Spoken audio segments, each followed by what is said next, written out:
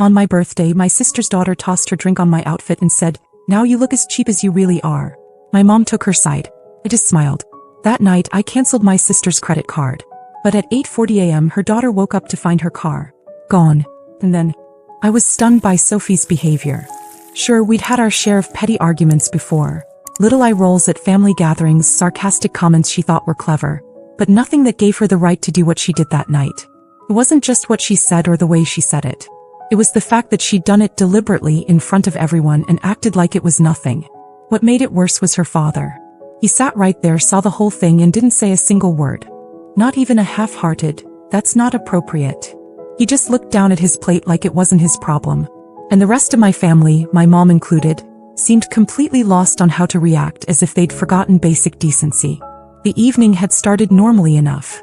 I'd invited them over for my birthday dinner, determined to keep it small and avoid the usual chaos that happens when too many people gather. I'd spent the whole day cooking, setting the table, making sure everything felt welcoming. I'd even treated myself to a new outfit, a cream blouse with a soft sheen and a deep green skirt that made me feel put together. I'd planned for this night to feel like a small celebration just for us. Sophie had been quiet most of the meal, fiddling with her phone while the adults talked. About halfway through, she got up to refill her glass with the punch I'd made. I wasn't even paying attention to her until I felt the cold splash hit me. The dark red liquid soaked my blouse and skirt instantly, dripping onto the floor and splattering against the chair. For a second, I thought it might have been clumsiness. But when I looked up, she was standing there, holding her empty glass and staring me dead in the eye. Then she said it, loud, clear, and with a smile, "Now you look as cheap as you really are." Silence. Not shocked silence. More like that awkward pause when everyone's waiting for someone else to handle it. I waited for Claire to tell her daughter to apologize, but Claire didn't say anything. My mom broke the moment by shaking her head and saying, "Oh, Emily, it's just a little prank. Don't overreact." That was when something in me shifted. I'd had my fair share of humiliations in this family, but this one was going to stick unless I did something about it. I excused myself, smiling like it didn't matter, but inside I was already working out the details. I knew I wasn't going to yell. I wasn't going to throw a drink back at her or start a fight in front of everyone. My revenge wasn't going to be loud. It was going to be quiet, deliberate, and timed just right, the kind that leaves a mark without anyone seeing it coming. This birthday wasn't going to end with candles and cake. It was going to end with a lesson Sophie wouldn't forget. When I came back to the table after cleaning myself up, the room felt heavier. Nobody looked directly at me, but I could feel their eyes shift every time I moved. I sat down like nothing had happened, calmly refilled my glass, and rejoined the conversation as if my clothes weren't still damp and smelling like punch. They probably thought I'd let it go the way I always had. That was their mistake. Sophie didn't meet my gaze. She kept fiddling with her phone, occasionally smirking like she'd won something. Claire was talking about a work project and my mom chimed in here and there, trying to keep the evening moving along. I laughed when they laughed, nodded when they spoke, and made no sign that I was even thinking about the incident. But I was. By the time dessert was served, I already had my plan forming. I wasn't going to yell, cry, or storm out. I wasn't going to give them the satisfaction of seeing me rattled. My revenge wasn't going to be a single explosive moment. It was going to be quiet, precise, and deeply inconvenient. When the night ended, they all left without a hint of tension in their voices. Maybe they thought the joke had blown over. That suited me just fine. I locked the door behind them, poured myself a glass of wine, and sat down at my laptop. Claire had once asked me to order something for her online when she was overseas. She'd given me her credit card information over the phone, and I'd saved it to make the order. She never changed the card afterward. Over the years, she'd probably forgotten I even had it. I logged into her account. There it was, active, with a balance big enough to cover the shopping spree Sophie had been bragging about for weeks. I clicked a few buttons, filled in the required reason, and canceled it completely. Not frozen. Not paused. Gone. That was step one. Small, almost invisible, but enough to create a ripple. I didn't need her to connect it to me right away. In fact, I preferred if she didn't. Confusion was just as satisfying as anger. But the real blow wasn't going to be about money. See, Sophie's car, the one she flaunted on Instagram, the one she used to drive her friends around, wasn't technically hers. It was mine. My name was on the title. I'd bought it 2 years ago when Claire's finances were a mess, under the agreement they'd pay me back slowly. They never did. But they acted like the car was Sophie's by right. The keys were in my kitchen drawer. I had a friend with a secure garage on the other side of town. That night, I placed the keys in my bag and went to bed with a calm I hadn't felt in years. Tomorrow morning, Sophie was going to learn something her mother had never taught her. Some people don't play by your rules. I woke up early the next morning, earlier than I usually did on weekends. The house was quiet, and the air still carried that faint, smug energy from last night. I made coffee, set my mug on the counter, and picked up my bag. The car keys were inside, exactly where I'd placed them the night before. Sophie's weekend routine was predictable. She never got out of bed before 9 unless she had something exciting to do. That gave me more than enough time. I slipped outside, unlocked her precious little car, and slid into the driver's seat. The interior still smelled faintly of her perfume, that overly sweet kind teenagers think makes them sophisticated. The streets were empty. I drove across town to my friend Mark's place, a secure garage behind his workshop. Mark didn't ask why I was there before sunrise. He just watched me pull in, listened to me say, "Keep it here for a while," and nodded. That's one thing I like about Mark, he doesn't pry. By 8:40 a.m. I was back home, sitting at my kitchen table with my coffee and a clear view of the driveway. Right on cue, Sophie came outside. Hoodie, messy bun, keys in hand. She stopped short. Her head turned one way, then the other. She walked to the curb, looked up and down the street, even glanced at the neighbors' driveways. Then the pacing started. Phone out. A few minutes of frantic talking. I didn't need to hear her voice to picture the tone. Half panic, half outrage. Not long after, Claire's car screeched into the driveway. She got out, already talking at Sophie, waving her arms, scanning the street like she expected the car to magically appear if she looked hard enough. They both got in Claire's car and left quickly. I imagined them heading straight to the police station. Sophie insisting it was stolen, Claire demanding urgency, the officer calmly explaining the process, knowing full well most stolen cars are just misplaced or towed. By midday, Claire called me. She didn't ask if I'd seen anything. She went straight into complaining about how unsafe my neighborhood had become, how kids can't have anything nice anymore, and how the police don't do their jobs. I made the right noises, sympathetic but detached, and let her vent without offering help. Because help wasn't coming. Not from me. The car was safe, tucked away and staying right where it was. This wasn't about destroying it or even keeping it forever. This was about removing something they assumed they were entitled to, making them live without it, feel the weight of the absence. And the best part? They still didn't have the faintest clue it was me. By the second day, the tone of Claire's calls had changed. The panic was still there, but it had hardened into anger. Sophie wasn't just upset anymore. She was furious. Losing the car meant she had missed a lunch she'd been bragging about for weeks, skipped her part-time job, and now Claire refused to let her borrow her own car, afraid Sophie would lose that one too. I pictured Sophie sulking in her room, door slammed, phone buzzing with unanswered messages from friends who'd moved on without her. That alone was satisfying, but then an unexpected problem landed in my lap. Claire called mid-morning, sounding stressed but trying to act casual.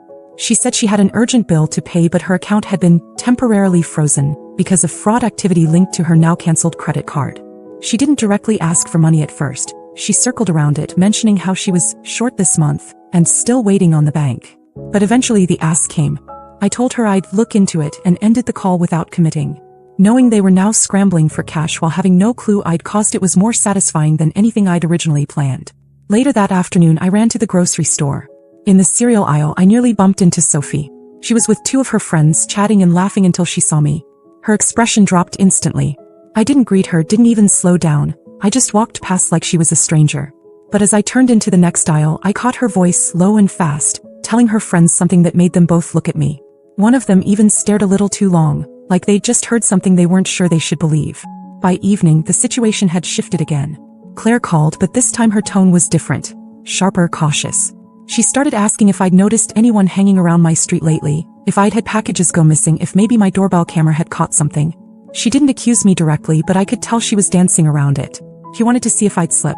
The bigger twist came later that night when my mom called. She said Claire had mentioned that someone in the family might be responsible for what happened. She didn't say my name, but I could tell she was probing, waiting for my reaction. I kept my voice even, told her I hoped they found the car soon, and added that maybe it was just abandoned somewhere, waiting to be picked up. The thing about suspicion in families is that it doesn't just sit quietly. It grows. It spreads. And it turns people against each other faster than the truth ever could. I hadn't planned for them to start doubting each other so soon, but now that it was happening, I wasn't about to stop it. I just had to keep quiet, keep calm, and watch as the cracks widened. And they would widen. I was sure of it. By the third day, I didn't need to see Claire and Sophie to know things were falling apart. I could hear it in the clipped tone of Claire's voice whenever she called, and in the muffled shouting in the background. Whatever polite front they tried to keep up at first had crumbled. From what Claire let slip, she'd started pressing Sophie about whether she might have let someone drive the car or done something careless that led to it disappearing. Sophie swore she hadn't, but Claire kept circling back, clearly not convinced. The missing car was bad enough, but when you added the frozen credit card on top of it, and Sophie's reputation for being careless with her things, the suspicion was practically gift-wrapped. Midday, I got a text from Claire that stopped me cold for a second. It said, "If I find out you're hiding something about the car, I'm not bailing you out of it." I knew instantly it wasn't meant for me. She'd sent it to the wrong number. I didn't respond. I just let it sit there, knowing she'd eventually notice the mistake and wonder if I'd read into it. A couple of hours later, a mutual friend called to tell me about a scene in their driveway. Sophie had been yelling at Claire so loudly that neighbors came outside to watch. Sophie accused her of always blaming her when things went wrong, while Claire fired back that Sophie was selfish and careless, and this was just another example. It ended with Sophie storming into the house and slamming the door so hard it rattled the windows, leaving Claire standing alone in the driveway, hands on her hips, staring at nothing. That evening, my mom called for the second time in 2 days, her tone noticeably cooler. She said Claire had hinted again that someone in the family might be behind the missing car. Mom didn't outright accuse me, but I could tell she was testing the waters. I kept my voice steady, told her it would be terrible if that were true, and even added that I'd keep my eyes open in case I spotted the car nearby.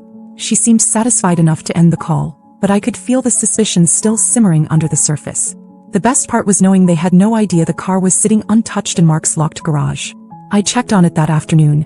It was spotless, full tank of gas, exactly the way Sophie had last left it. The only difference was that she couldn't touch it. When I first came up with the plan, I thought I'd keep the car for a week. That seemed long enough to make a point. But now, watching them crack apart faster than I'd imagined, I was starting to think a week might be generous. If they were already this shaken after 3 days, I wanted to see what another week would do. By the 5th day, Claire and Sophie weren't even pretending to be civil anymore. What started as arguments about the missing car had turned into full-blown shouting matches about everything they'd been storing up for years. I heard from a neighbor that Sophie had accused Claire of ruining her life and never trusting her, while Claire fired back that Sophie didn't appreciate anything and acted like the world owed her. The car wasn't the problem anymore. It was just the match that had set fire to years of resentment. I could have ended it right then. I had the keys. I could have driven the car back, called Claire, and played the hero. But there was something satisfying about letting them twist in that uncertainty. They were both so sure the world had wronged them, yet neither could say exactly how. By the 7th morning, I decided it was time. The damage was done, and stretching it out any longer might make them suspicious in the wrong way. I got up before the sun, grabbed the keys, and drove the car back. I didn't put it in their driveway. That would have been too obvious, too direct. Instead, I parked it 2 streets over in front of an empty rental house. I locked the doors, slid the keys under the driver's seat, and walked away without looking back. Just after noon, Claire texted me. The car turned up. No damage. Police don't know who had it. A second later, another message. Weirdest thing that's ever happened. I stared at the screen for a long moment, smiling to myself, then put the phone down without replying. 2 hours later, Sophie posted a photo online. She was sitting on the hood of the car, grinning, with the caption, "Guess who's back?" No apology, no acknowledgement, just an attempt to slip right back into her old life. But I knew better. They'd felt it. The loss, the inconvenience, the uncertainty. It had done its work. They'd learned, in their own way, that things could disappear without warning, and that sometimes there's no one to blame but themselves. I never admitted anything, and I never will. I don't need to. The best part about quiet revenge is that it leaves no proof, just a lingering shadow of suspicion. And now that shadow will always be there for them. Because the next time Sophie mouths off or Claire dismisses me, they'll remember this week. They'll remember how quickly comfort can vanish. And they'll wonder, just for a second, if I'm the one holding the keys again. That doubt, that pause before they act, is worth more than any shouted argument or dramatic confrontation. And for me, that was the real gift I gave myself on my birthday. The update. It had been 3 weeks since the birthday incident, and life had settled into something resembling normal. I still saw Sophie's car around town, and every time I did, there was a small, private satisfaction in knowing I'd once made it vanish. But the calls from Claire had quieted. Mom had stopped fishing for answers. For all appearances, everything was back to the way it had been before. Or so I thought. One Saturday morning, I was making coffee when my phone rang. Claire's name lit up the screen. I almost didn't answer. I wasn't in the mood for whatever passive-aggressive comments she might have saved up, but curiosity won. She didn't waste time. "We're coming by. Be home." No explanation. No hint of her mood. Just an instruction. I considered saying no, but something in her voice wasn't the usual clipped, impatient tone. It was softer, almost cautious. Against my better judgment, I said fine. An hour later, I saw them pull into my driveway. Both of them got out of the car. Sophie wasn't scrolling on her phone for once. She had her hands tucked into the sleeves of her hoodie and was looking down at the ground. Claire, instead of her usual air of superiority, looked careful, like she was approaching a situation she didn't want to mess up. They came to the door together, and the first thing I noticed was that Sophie was holding a small bouquet of fresh flowers. She handed them to me without a word at first, then gave a faint smile and said they were just because. Claire followed with a medium-sized gift bag, wrapped neatly in gold paper and tied with a ribbon. She set it on my dining table and told me to open it. Inside was a leather tote bag. Not just any tote bag, but the exact one I'd once stopped to admire in a store window nearly a year ago. I'd never told them that, but Claire must have remembered the day. It wasn't cheap, and it wasn't something I'd ever expect her to buy for me. Then came the part one didn't see coming. They both apologized. Not the vague, half-hearted kind where someone says, "Sorry you felt that way." This was different. Claire admitted outright that she'd been wrong to dismiss what happened at my birthday as a prank. She said she should have defended me and that she regretted not stepping in. Sophie, to my surprise, didn't try to hide behind sarcasm. She said her comment at dinner was cruel and she'd been thinking about it since. She even admitted that losing the car, though she still didn't know how it had happened, had made her realize how quickly things could be taken away. She said she'd been embarrassed, angry, and then eventually just thoughtful about the whole thing. I stood there listening, not saying much. Part of me wanted to believe them. Part of me wanted to think that maybe something had shifted in them during those chaotic days. But another part of me, the part that had lived through years of subtle digs and dismissals, was on guard. People can change, yes, but they can also perform change when it suits them. So I thanked them. I accepted the flowers, the gift, the apology. I even told them it meant a lot to hear them say those things. And in that moment, I meant it. Because forgiveness, at least for now, felt easier than carrying the weight of resentment. But trust? That would take longer. I've learned not to hold grudges for the sake of holding them, but I've also learned that keeping your guard up is sometimes just as important as letting things go. So for now, I'll see where this goes. Maybe it's a turning point. Maybe it's just a temporary performance. Either way, I'll keep the bag, enjoy the flowers while they last, and remember that if things ever go back to the way they were, it's not hard to take the keys away again.